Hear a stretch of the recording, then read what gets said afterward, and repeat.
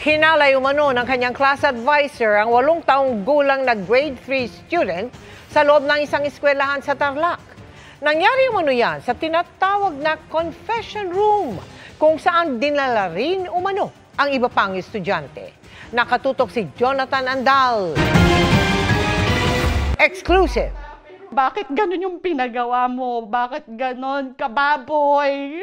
Nanginginig sa galit si Loida, di niya tunay na pangalan dahil hinalay di umano ang kanyang 8 taong gulang at grade 3 student na anak sa loob mismo ng eskwelahan.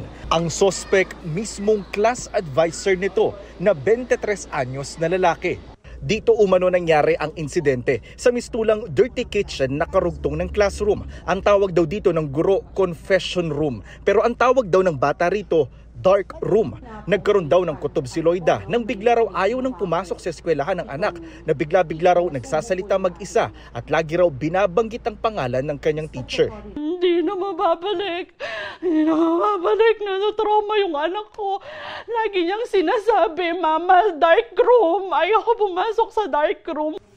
Pero hindi lang daw isa kundi 4 na estudyante ang isa-isa umanong dinala ni teacher sa umano'y dark room o confession room. Pero ang anak lang umano ni Loida ang sinasabing minules siya. Nitong Miyerkules lang nangyari ang insidente sa oras ng klase. Kinabukasan, Huwebes, nagsumbong ang bata sa magulang.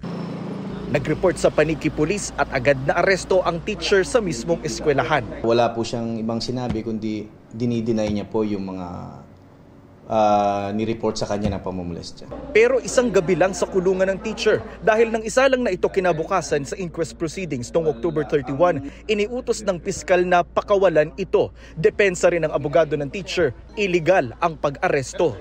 Sa amin ay legal yung pag-aresto namin. Based ho dun sa ating prosecutor, ang kanyang recommendation po is not sufficient for inquest proceedings but sufficient for conduct of preliminary investigation and release for further investigation po yung ating suspect.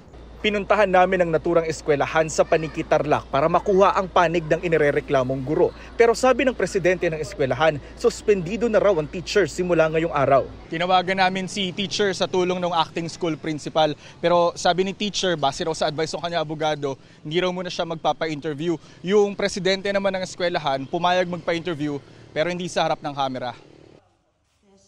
Paglilinaw ng eskwelahan, hindi nila binabaliwala ang kaso at wala silang kinakampihan dito. Nagtataka rin daw sila kung bakit may confession room si teacher na pinakandado na nila ngayon. Maglalagay na raw sila ng mga CCTV at sinabihan na ang mga guro na ipatupad ang no-touch policy o wag hahawakan ng mga estudyante.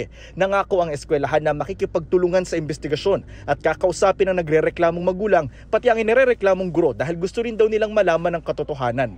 Hustisya po ang kailangan ko. Kaya nananawagan po ako. Maawa na po kayo. Para sa GMA Integrated News, Jonathan Andal, nakatutok 24 oras.